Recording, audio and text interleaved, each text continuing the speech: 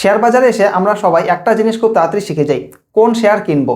YouTube খুললেই আপনি হাজারটা ভিডিও পেয়ে যাবেন যেখানে বলা হয় টপ 5 স্টকস টু বাই নাও বা আজই এই শেয়ারটি কিনুন। কিন্তু একটা সত্যি কথা বলুন তো, কোনো শেয়ার কেনার পর সেটা কখন বিক্রি করা উচিত তা কি আমরা সঠিক সময় সিদ্ধান্ত নিতে পারি?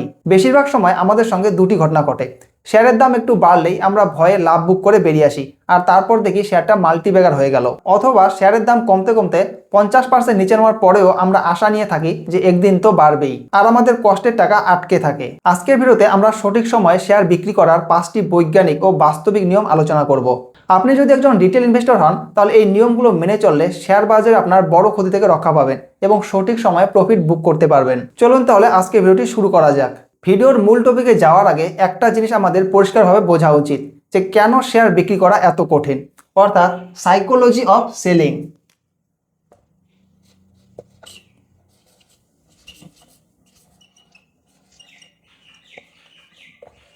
Psychology of selling.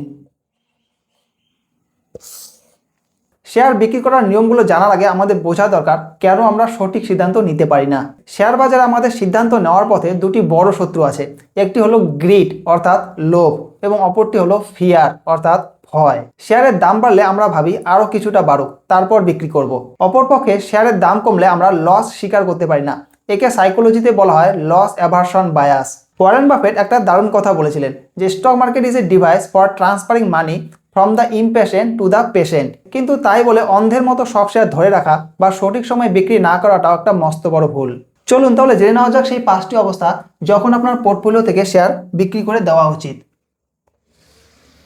1 নম্বর কারণ হলো কোম্পানির ফান্ডামেন্টাল বদলে গেলে, অর্থাৎ চেঞ্জ ইন ফান্ডামেন্টালস।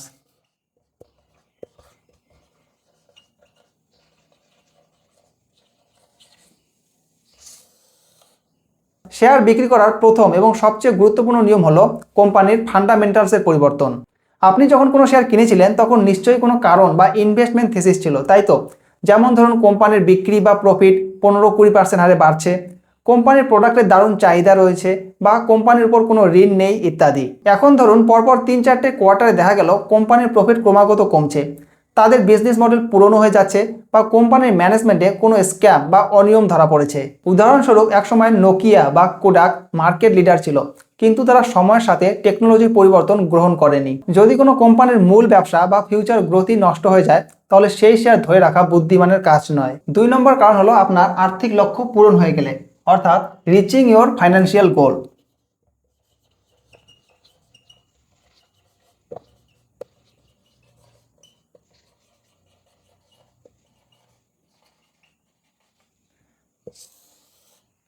দ্বিতীয় কারণটি খুবই সিম্পল কিন্তু অত্যন্ত গুরুত্বপূর্ণ, আপনার আর্থিক লক্ষ্য পূরণ হয়ে যাওয়া। আমরা কেন ইনভেস্ট করি? শুধুই ডিম্যাট অ্যাকাউন্টে ব্যালেন্স দেখার জন্য? একদম নয়। আমরা ইনভেস্ট করি আমাদের কিছু লক্ষ্য পূরণের জন্য, যেমন ধরুন বাড়ি কেনা, সন্তানের পড়াশোনা বা গাড়ি কেনা ইত্যাদি। ধরুন আপনি 5 বছর আগে সিদ্ধান্ত নিয়েছিলেন যে সন্তানের উচ্চশিক্ষার জন্য আপনার 10 লাখ টাকা দরকার। আপনি সঠিক শেয়ারে বিনিয়োগ করেছিলেন এবং আজ আপনার সেই পোর্টফোলিও 10 লাখ টাকা টার্গেটে পৌঁছে গেছে। এখন কিন্তু আর লোভ করার সময় নয়। মার্কেট বুল রানে আছে ভেবে আপনি যদি টাকা তুলে না নেন আর ঠিক সেই সময় মার্কেট ক্র্যাশ করে, তাহলে কিন্তু আপনার মূল উদ্দেশ্যই সফল হবে না। তাই লক্ষ্য পূরণ হয়ে গেলে মার্কেটে যাই চলুক না কেন, টাকা তুলে নিয়ে নিরাপদ অ্যাসেট যেমন এফডি বা ডেট ফান্ডে ট্রান্সফার করা উচিত। 3 নম্বর কারণ হলো কোম্পানি অত্যধিক ওভার ভ্যালুড হয়ে গেলে, অর্থাৎ over valuation and bubble zone.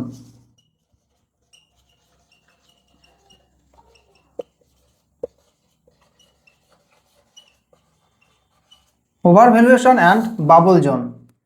কখনো কখনো ভালো কোম্পানির শেয়ারও মার্কেটের অতিরিক্ত উৎসাহ বা হাইপের কারণে তার প্রকৃত মূল্যের চেয়ে অনেক বেশি দামে ট্রেড করতে শুরু করে। আপনার কোম্পানির পি রেশিও যদি ইন্ডাস্ট্রি অ্যাভারেজ বা হিস্ট্রিক্যাল অ্যাভারেজের তুলনায় অসম্ভব বেশি হয়ে যায় এবং কোম্পানির প্রফিট গ্রোথ যদি সেই ভ্যালুয়েশনকে সাপোর্ট না করে, তাহলে বুঝতে হবে শেয়ারটি বাবল জোনে চলে এসেছে।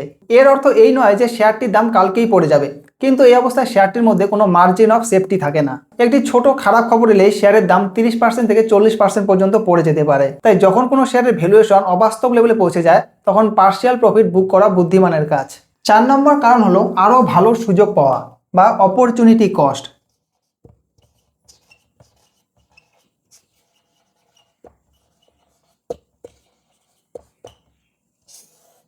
ধরুন আপনার কাছে এ নামক একটি শেয়ার আছে যেটি আপনাকে বছরে 5 থেকে 6% রিটার্ন দিচ্ছে এবং এর গ্রোথ স্লো। কিন্তু মার্কেটে এমন একটি কোম্পানি বি রয়েছে যেটি অত্যন্ত শক্তিশালী এবং যেখানে আপনি 15 থেকে 18% গ্রোথ দেখতে পাচ্ছেন।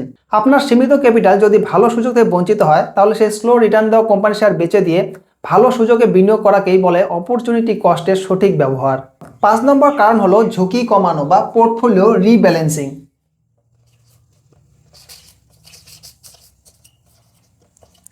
Portfolio rebalancing. ধরুন আপনার 100 টাকার পোর্টফোলিওতে একটি শেয়ার দারুণ পারফর্ম করে আজ 80 টাকা হয়ে গেছে।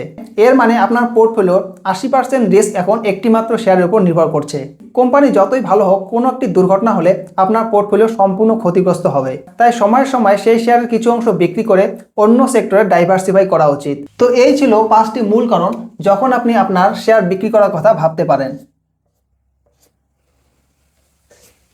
চলুন এবার তাহলে জেনে নেওয়া যাক কখন আপনার শেয়ার ভুলেও বিক্রি করবেন না, অর্থাৎ হোয়েন নট টু সেল।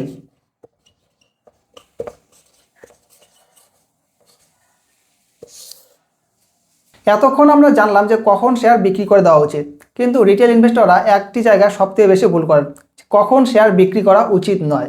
প্রথমত হলো প্যানিক সেলিং।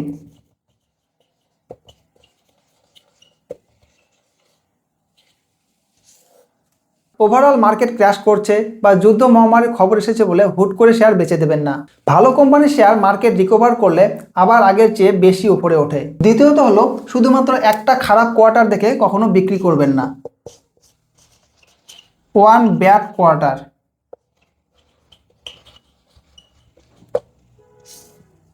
একটা কোয়ার্টারে খারাপ রেজাল্ট করলেই কোম্পানি খারাপ হয়ে যায় না, কারণ দেখতে হবে মন্দা কি পুরো ইন্ডাস্ট্রিতে এসেছে নাকি শুধু সেই কোম্পানিতে। মনে রাখবেন, শেয়ার বাজারে সফল হতে হলে শুধু কখন কিনবো জানা যথেষ্ট নয়, কখন বের হব সেটা জানাই হলো আসল বুদ্ধিমত্তা। আজকের এই নিয়মগুলোর মধ্যে কোন নিয়মটি আপনি আপনার ইনভেস্টমেন্টে মেনে চলেন নিচে কমেন্ট করে অবশ্যই জানান। ভিডিওটি ভালো লাগলে লাইক করুন, বন্ধুদের সাথে শেয়ার করুন, আর এই ধরনের ফাইন্যান্সিয়াল এডুকেশনাল ভিডিওর জন্য আমাদের চ্যানেলটি সাবস্ক্রাইব করতে ভুলবেন না। দেখা হচ্ছে পরের ভিডিওতে, ততক্ষণ ভালো থাকুন, সুস্থ থাকুন। Happy investing.